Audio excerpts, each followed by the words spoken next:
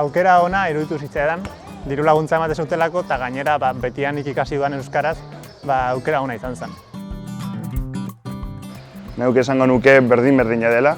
Azkenean 15-20 hitz tekniko ikastea da, pixkat ezberdinak direla, eta hori jakinda gero guztia oso erraz ulertzen da. Egia da, hasieran ez nekizkien hitz batzuk ikasi behar ditu dela, baina erdaraz egin izan banu gauza bera gertatuko litzateke. Bai, azkenean betikoa, beti ematen dizute liburu bat hori ikasteko eta test asko, eta hori eman zidaten test egiteko aplikazio bat, test ugari egin dituen euskeraz, eta liburua euskaraz zegoen guztia oso ondo azalduta, eta hitz tekniko horik bai oso ondo azalduta. Bai, zergatik ez. Euskaraz badakizu, animatu, ondo dago eta ondo ateratzen.